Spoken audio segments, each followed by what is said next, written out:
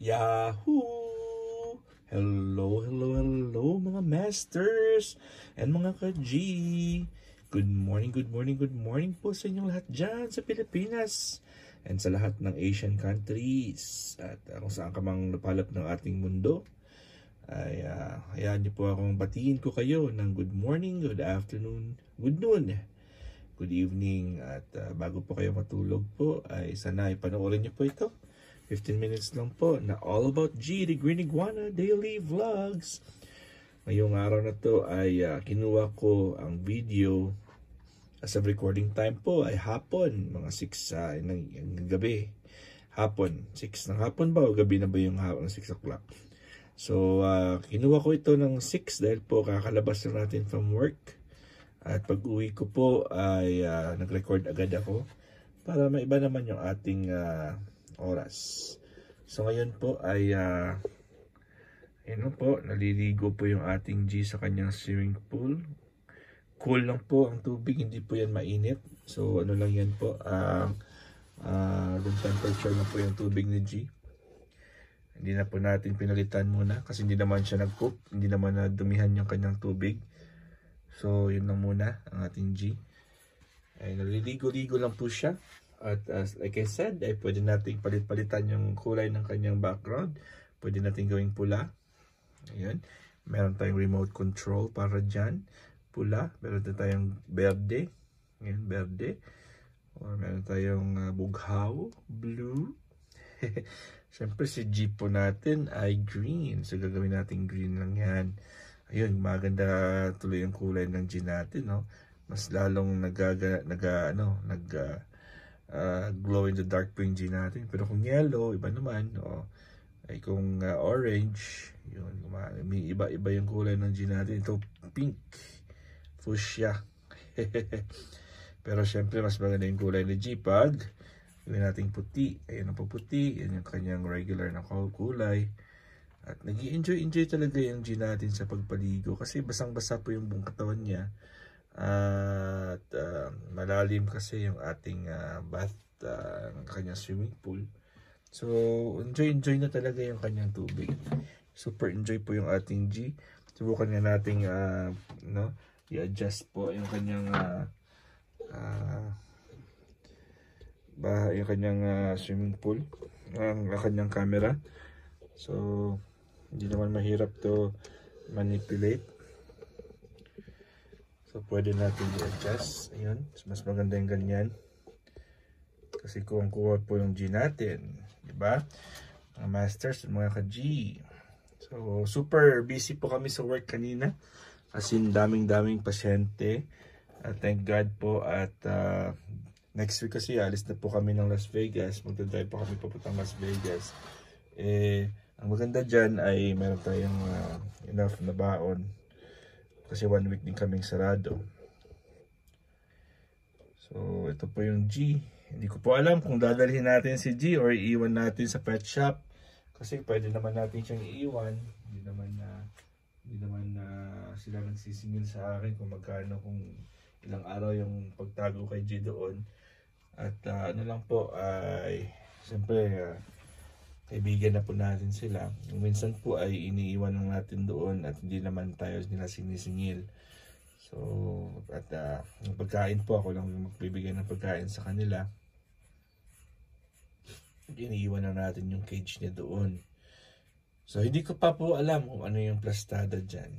Anong plastada natin dyan? Kung iiwan natin si G or dadalhin natin si G. Dahil po ay, siyempre, ay magdadrive naman tayo.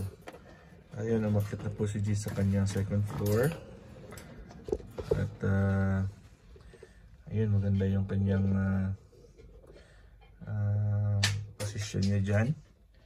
Nakaposisyon na po yung G natin. At tapos na po siya sa pagpaligo. Lamig-lamig, super cool down po siya. Naka-cool down na po yung G natin. So, ayun mga masters and mga ka-G. At super enjoy talaga ang G natin sa kanyang bahay. Dahil po meron po siyang choice kung anong yung kung saan siya gustong magtago o saan siya gustong magstay o magtambay. Gusto niyo medyo mainit-init, ito po yung mainit yan, yung kanyang heating lamp. Mainit po yan. 110 watts po yan. 110 watts or 100. Kalimutan ko lang. Sa baba naman ay medyo malamig-lamig naman dahil po may tubig. Yung sa kanyang swimming pool ay hindi actually mainit yung tubig kasi hindi natin pinalitan. Ang sa pinakababa naman dyan, sa pinakababa, yung kanyang, ayan, yung sa ilalim pa, mas ilalim pa, walang yan, medyo malamig yun. Kasi nasa baba talaga, malayo sa init, malayo sa ilaw. Ayan mga masters, at komportable talaga ang G natin. At syempre binibigay natin yun yung kanyang best para po ay natin si G, maging happy po siya at hindi po siya grouchy. Diba mga masters, mga ka-G, importante lang po natin yan ay maintain lang po natin yung mga needs niya. At maraming salamat po at hindi naman mahirap kasi vegetarian po si G natin. So, ngayon po ay lang po, chill lang po yung G natin. Chill lang po siya. Okay? Kasi hindi naman natin siya pwedeng galawin at piliting gawin yung mga bagay na hindi niya pwedeng gawin. Kaya yun. Lang si G natin. Chill talaga. Siyempre maraming salamat po sa inyong lahat dahil sa inyo po ay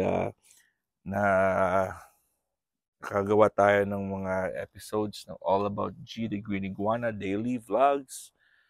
At isang malaking karangalan po yan na matambayan nyo, na mabigyan nyo po ng oras at kayo po ay nakaset talaga. Alam nyo na po kung anong oras po yung ating All About G. Lalo na po sa umaga sa Pilipinas. Alam niyo na po na pag sapit ng alas 6 ng umaga, yung iba dyan sa inyo ay gising na. At ginawang alarm clock po yung ating All About G, the Green Iguana Daily Vlogs. At kung saan ka mang napalop ng ating mundo, ay alam ko yung iba sa inyo dyan ay nagre-replay, yung iba sa inyo dyan ay nagbibiji-biji, yung iba sa inyo dyan ay nag-share. At isang karangalan talaga na magiging part kayo ng buhay namin ni G, ang ating poging spoiled na Green Iguana. Right, so chill. Yun ang ating word of the day. Chill lang ang ating G. At ayun, kita niyo naman siya na medyo ayun yung gumalaw at komportable talaga ang G natin. So mga masters and mga ka-G, ito na po tayo sa ating anong araw ba ngayon dyan sa inyo sa Pilipinas? So, kasi sa akin, iba yung oras natin eh. At lalong mga masters, magulo talaga pag nag-change ng time kasi nag-advance kami ng 1 hour. Nag-spring forward po tayo dito sa USA. At dahil po dyan ay nakulangan tayo ng 1 oras sa pagtulog. Yung ibang pasyente namin kanina ay parang ayaw nila yung ganyan. Well, gusto nila talaga ito po yung original na time ng Amerika. At pag tuwing spring at tuwing fall ay nagpapalit po sila ng oras dahil po sa sunlight. Sa sunlight at saka sa dusk and dawn po nila. So, hindi ko na po i-discuss po yan, pero yun ang mga nila. Ang mga haka-haka din po na last na po ito na change. Hindi na po ito babalik sa next na fall. Kaya hopefully pag ganito, mas maganda. Kasi ngayon 6 o'clock sa Pilipinas, sa akin dito ay 4 ng hapon. So 4 ng hapon dito sa akin, 6 o'clock ng umaga sa Pilipinas. Last time po, nung hindi pa nag-change, 3 o'clock po sa akin ng hapon at 6 o'clock sa Pilipinas. So, yun ang mga oras po na medyo busy talaga ako ng 3 o'clock. Kasi nag-interchange po. Lumalabas po yung aming 1:30 na pasyente, pumapasok yung 2:30 na pasyente. Kung minsan ang 3 o'clock at 3:30 ay nakarating na rin. So, yun ang pinaka-busy namin. Yung 4 o'clock naman, Yung 4 o'clock ay nahulog ni G yung kanyang G na pangalan. Yung 4 o'clock naman na dito sa akin ay ano yan, medyo chill na po yan. Medyo slow down na po yan kasi nakalabas ng 1:30, nakalabas ng 2:30, ang 3:30 nasa bed na po yan. Ina-acupuncture na ng daddy ko. Ang 4:30 kasi yung last patient namin for the day. So, kung minsan ang 4:30 ay hindi pa nakarating, yung 4 o'clock na yan ay medyo slow talaga. Kung minsan po wala kaming 4:30 na pasyente, so pag walang 4:30 na pasyente, tapos na talaga yung araw namin. Hinintay na lang namin lumabas yung 3:30 na pasyente kasi every 1 hour lang po naman yun.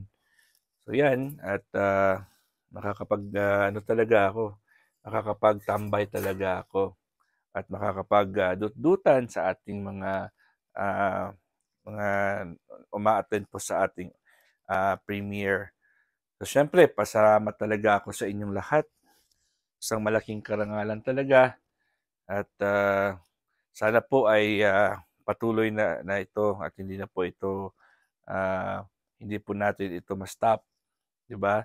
Patuloy lang po yung ating All About G the Green Iguana Daily Vlogs.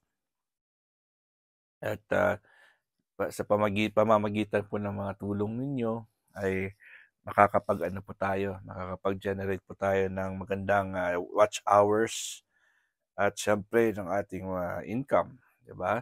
Alam niyo naman yung income natin ay tinutulong din natin, 'di ba, mga masters? Tinutulong din po natin 'yan sa mga kaibigan nating nangangailangan. Hindi pa naman gaano kalaki yung ating income, pero tinutulong po natin 'yan sa mga especially sa mga members ng Team Kuroda na nangangailangan, 'di ba? Hindi naman tayo gano'n kasakalam. Si Master Worm ay hindi pa naman gano'n ka-popular.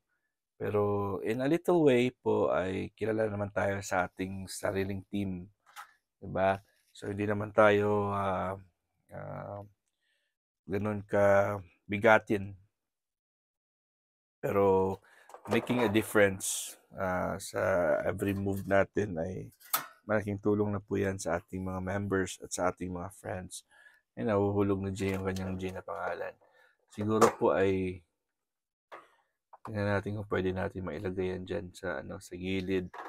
Tingnan natin kung pwede natin maglagyan ng hook po yan soon. Maglagyan natin ng hook yan dito. Mas maganda. Pwede mahulog. Pero okay lang. Yan. So, nakita niyo na ba yun? Diba? Pinapakita ko sa inyo yung aking bagong pet. Ang ating bagong pet na gecko. Ay nasa loob po siya ng kanyang bahay. Ay, hindi ko na po gagambalain. Kasi ano po siya, nagpapahinga po yung ating gecko. At sayang po ang gecko ko kasi naputol yung kanyang buntot. Nung nakita ko po siya, natagpuan ko po siya ay kakatanggal lang po ng buntot niya. Sayang. Kasi pag hindi sana natanggal yung buntot niya ay magandang tingnan. Pero tutubo pa naman yung buntot niya kasi ngayon po ay parang meron na pong trace na, meron na po siyang part na lumalabas na po, tumutubo na po. Mabilis lang naman yan lumabas yung kanyang buntot, yung bagong buntot, tutubo yung kanyang buntot. Kaya pag lumaki po yan, hopefully, ay mapapalaki natin yan at mapapaganda natin. For now po, ay binibigyan po siya natin ng fruit flies. Ang fruit fly po ay binibigay lang po sa akin ng aking kaibigan na may-ari po ng, siyempre, ng pet shop. So, si Bro Michael, yung talagang may-ari ng Pinos Rainforest. Siya po yung taga-supply po sa akin ng pagkain.